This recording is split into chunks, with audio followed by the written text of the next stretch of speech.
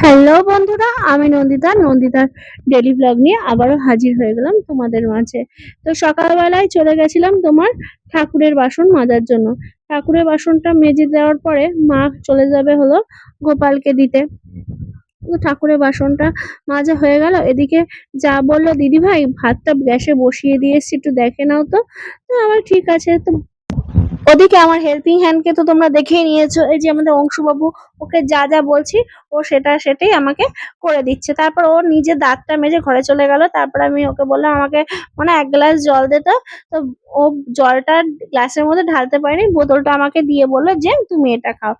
এরপরে কি, সকালবেলা যেহেতু ভেন্ডি আলু আর পেঁয়াজ দিয়ে রুটি খাবো, সেই জন্য আলুটা কেটে তোমার ভাজা বসিয়ে দিলাম। আর অন্যদিকে আমি চলে গেলাম কি করতে বলো তো, আটাটা মাখতে। তো দেখো আমার ভেন্ডি দিয়ে আলু দিয়ে ভাজা তোমার রেডি হয়ে গেছে। সাথে মা আমাকে এক পিস আমও দিয়েছিল, সেটা দিয়ে সকালের টিফিনটা খেয়ে নিলাম। সকালের টিফিন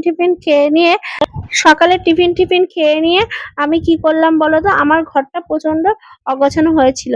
হাসির আন্টি হাসিকে পরিয়ে দিয়ে গেছে, আর যথারীতি আমার মেয়ে পুরো বিছানাটাকে পুরো নোংরা করে রেখে দিয়েছিল। তো এই বই খাতাগুলোকে আমার গোছাতে হলো, তারপর ব্যাগের মধ্যে যেগুলো থাকবে সেগুলোকে আমি ঢুকিয়ে রাখলাম।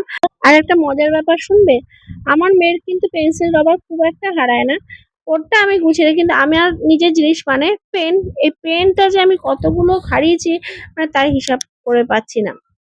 আমি এবার ঠিক করেছি আমি পেনটাকে এবার মানে এমন জায়গায় রাখবো যাতে ছেলে মেয়েগুলো হাত না পায়, আর আমিও সহজেই খুঁজে ফেলি।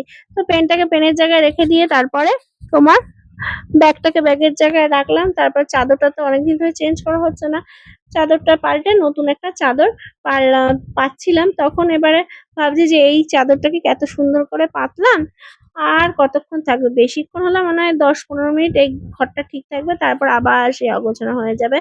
তো এইসব ভাবতে ভাবতে জানলার কাছে চলে গেলাম, জানলাটা খুললাম, আর বাইরে দেখলাম বেশ ভালোই রোদ, কিন্তু দেখো কিছুক্ষণ বাদেই দেখবে বৃষ্টি নেমে পড়বে।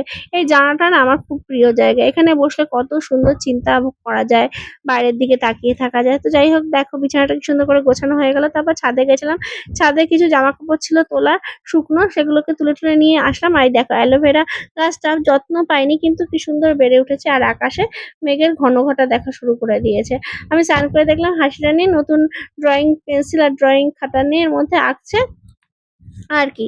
তারপরে নেমে পড়লো ঝুমঝুম করে বৃষ্টি। দেখবে দেখবে বাইরে চলো দেখাচ্ছি তোমাদেরকে বৃষ্টি। দেখো বৃষ্টির ফোঁটাগুলো গাছে পড়ছে, আর গাছটা কি সুন্দর সবুজে সবুজ দেখাচ্ছে। তো বন্ধুরা, ভিডিওটাকে আমি আর বেশি লং করছি না, এখানেই শেষ করে দিচ্ছি। তোমরা সকলেই ভালো থেকো, সুস্থ থেকো, আর এভাবেই আমাকে ভালোবাসা দিয়ে তোমাদের পাশে রেখো। টাটা বন্ধুরা, গুড বাই।